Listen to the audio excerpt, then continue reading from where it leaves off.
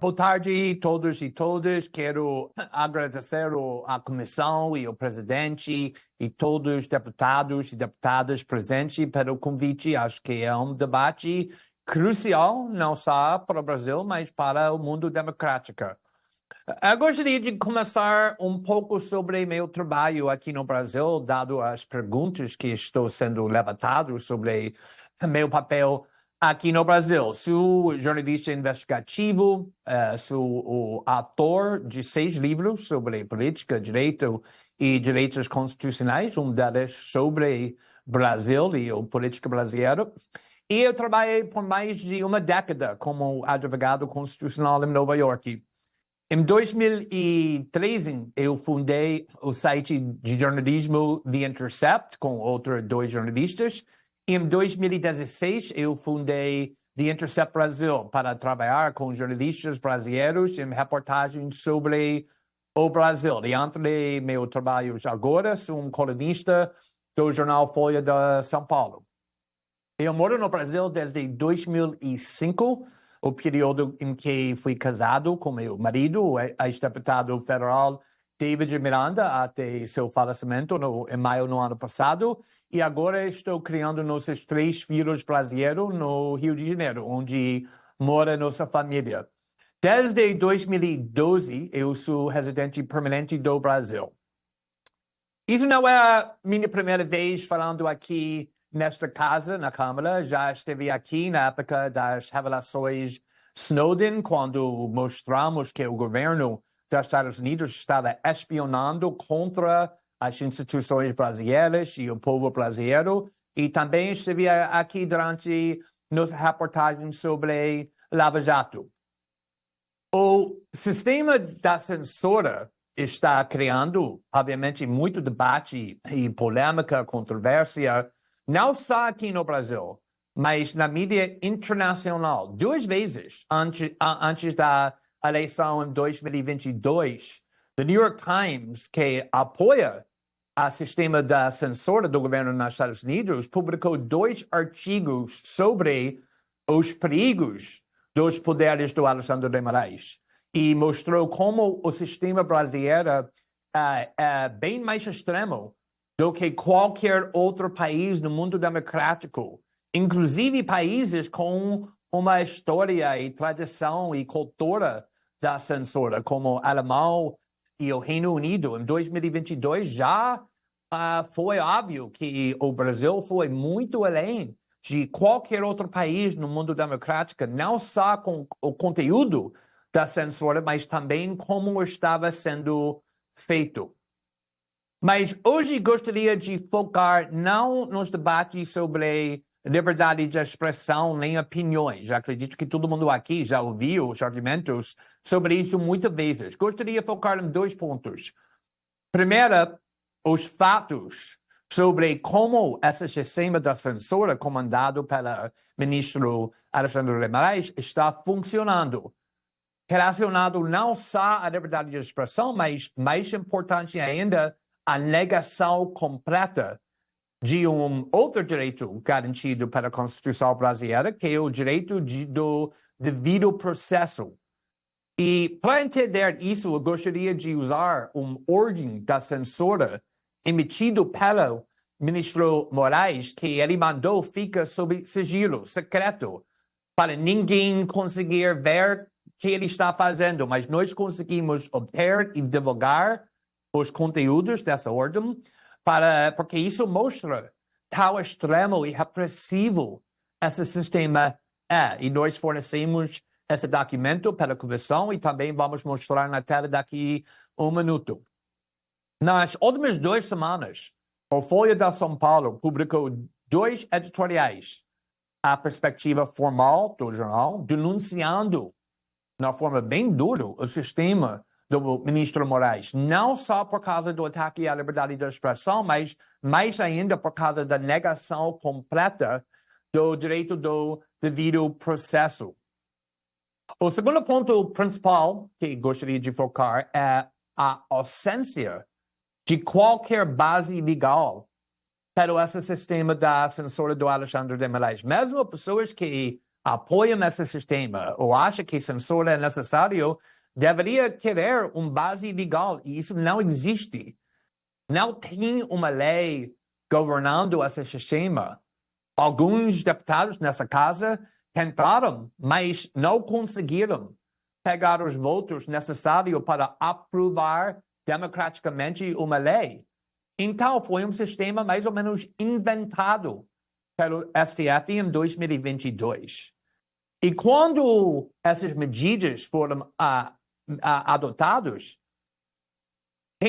tinha vários ministros no STF que votaram em favor, mas ao mesmo tempo disse que eles entendem o grande risco, o grande perigos desses poderes e que não podemos permitir a volta da censura, deixando esses poderes na forma permanente. Foi só por causa da eleição em 2022, disse Carmen Lúcia e outros ministros do STF. Então, eles prometeram que todos esses poderes vão terminar, esperar o dia depois do segundo turno da eleição de 2022, ou seja, o dia 31 de outubro de 2022.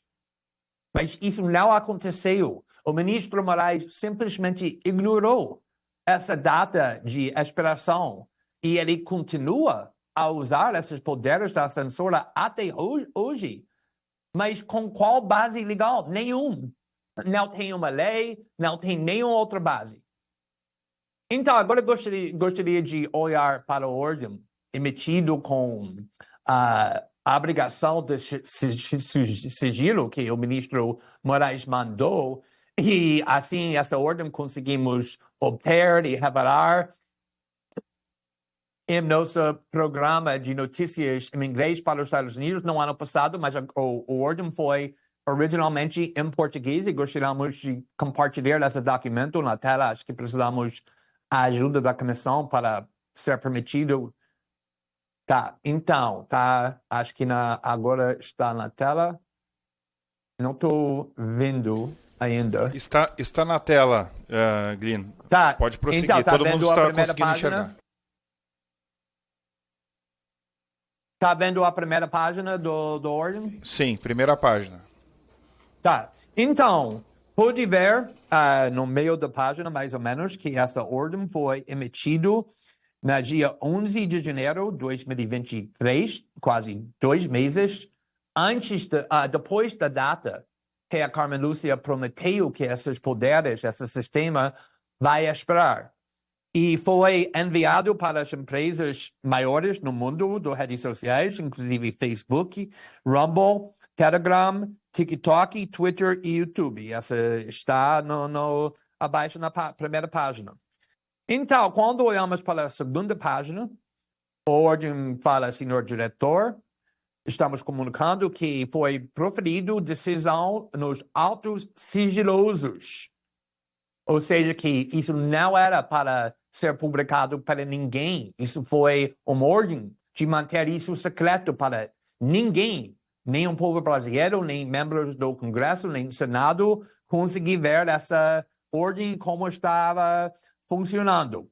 E o ministro Moraes mandou o cumprimento imediato e disse que essas 6 plataformas são obrigadas em 2 horas para bloquear dos canais, perfis, contas das pessoas abaixo. Ou seja, que não estava mandando a retirado das postagens específicas. Ele estava mandando que todas essas pessoas, incluindo nessa ordem, sejam completamente banidos nas maiores plataformas de redes sociais, ou que seja que eles não conseguem ser mais ouvidos no internet, nas maiores plataformas no internet. E ele estava ameaçando as plataformas como uma multa diária de R$100 mil, na caso que eles não banirem essas pessoas. E pode ver a lista das pessoas que está sendo banidos das plataformas. Está incluindo o deputado Nicolas Ferreira, que foi o deputado mais votado no país na eleição em 2022, o senador Alan Rick, o deputado José Medeiros, tem comentaristas como Monarque, que também foi banido das todas as plataformas, e outros blogueiros e comentaristas, ativistas também. Então, se nós olharmos para a terceira página, porque a terceira página é só a lista das parlamentários, dos jornalistas, blogueiros que estão banidos.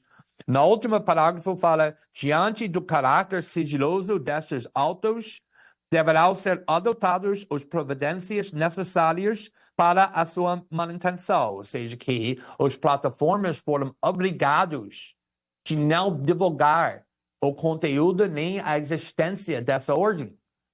E 2 semanas atrás, o Elon Musk reclamou que uma das coisas que ele achou bem repressivo é que ele foi forçado, a plataforma X foi forçado de banir jornalistas, membros do Congresso e Senado eleitos democraticamente, mas ele foi proibido de divulgar o motivo.